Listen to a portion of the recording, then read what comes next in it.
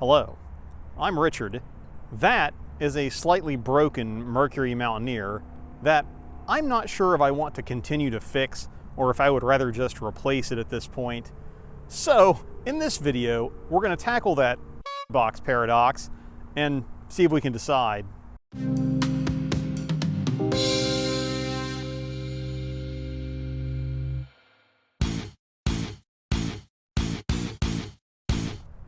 So yes, this is my bougie SUV version of a Frickin' Ford Ranger. And it's been acting up recently in a potentially expensive way, which has left me with this decision of whether to continue fixing it or to replace it. And that is the essence of what I'm calling the box paradox. It is the point where you have to choose between continuing to put time and money into fixing or maintaining an old heap versus just replacing it with something new, or at least newer, that you hope will be less trouble. This isn't the first time that my wife and I have had to make a call like this. It's not easy, but I figured I would share the logic that we used this time in deciding the fate of the old maroon Mounty here. At a high level, it's a question of money, time, and necessity. Fixing the problem will cost some money, take potentially a lot of time, and it means we wouldn't have access to the vehicle during the repair. Replacing it will almost invariably cost significantly more money, but should take less time and potentially sidesteps any downtime. Let's dig deeper though with our situation as a case study. First things first, it's important to note that this isn't our only vehicle. If we can't use it, it's certainly inconvenient, but it doesn't really change our lives that much. That said, it is our only vehicle with the combination of ground clearance, four-wheel drive, and cargo capacity, so it does fill an important role that none of our other cars can.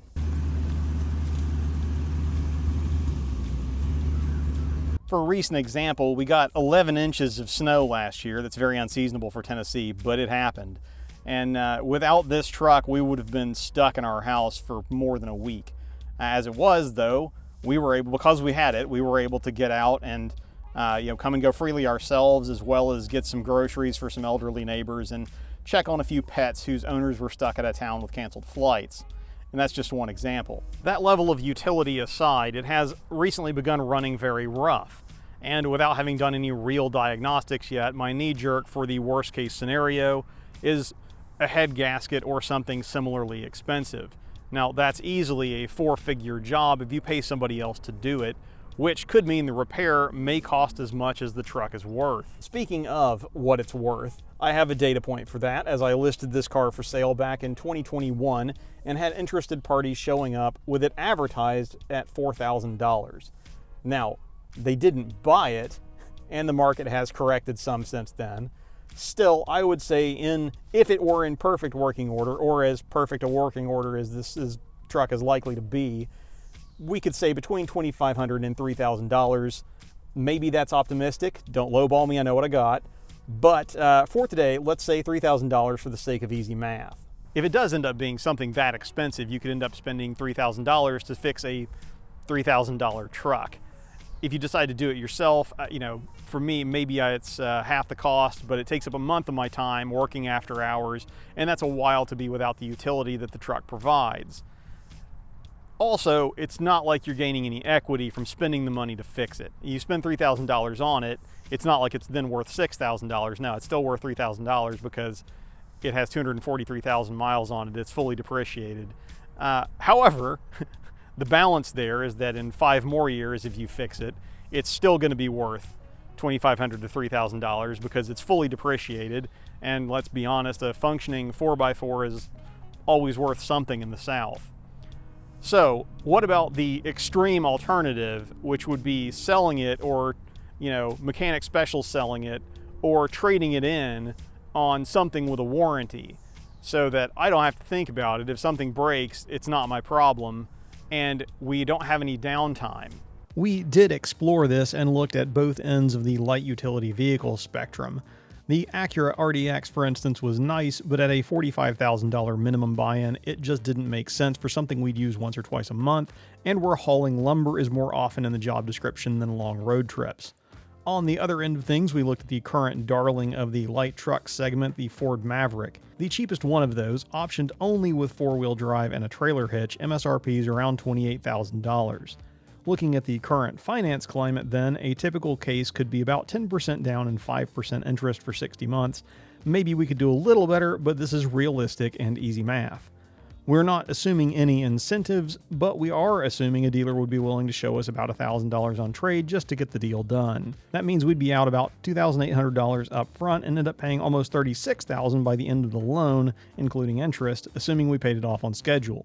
We are then obliged to talk about depreciation. In 5 years, by the end of that loan, that $36,000 Maverick will probably be worth more like $15,000. Granted, once all the money is out the door, that only really matters if you then plan to sell or trade it. A quick note at this point that this is not financial advice, so don't come at me about early payoffs or what Dave Ramsey says about new cars. There are, of course, some in-between options like buying newer or just better condition used cars, but we're using the extreme ends of the spectrum here for the sake of framing the discussion.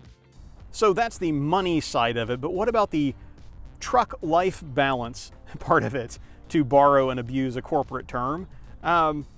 I have, even as a serial box and project car owner, I have distinctly appreciated the few cars that I've owned that I just didn't have to think about very often other than wash days and oil changes. Now, how that impacts you is going to be really an individual decision based on your situation, so it could be pretty subjective. For instance, if you need a car to get to work and you can only have one car, then that car kinda has to be reliable, at least in its core function. The radio can be on the blink, the AC might not work, but it has to start and drive every time with a modicum of maintenance. Are you mechanically inclined, and do you have a place to work on a car? If so, then you can factor that in when considering how much it's likely to cost you to keep it running, as you can avoid some, if not all, labor cost involved with service, but don't forget to value your own time.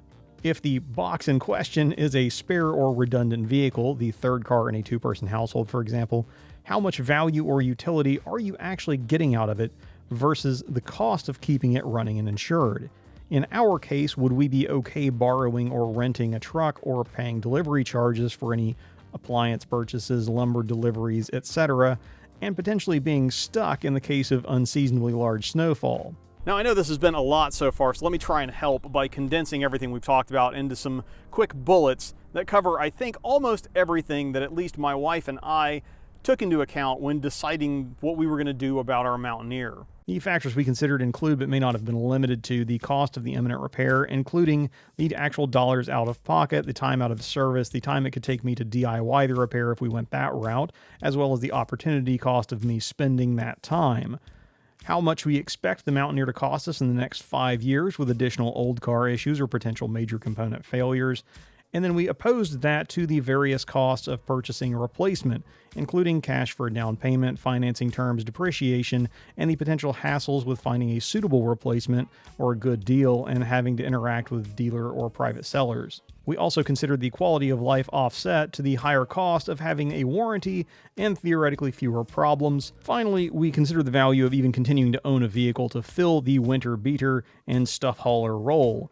The impact of not owning a vehicle for that role on our transportation redundancy and emergency handling ability, how much we care if the vehicle that fills that role is nice, and the cost of continuing to insure an extra vehicle in general. So where did we land?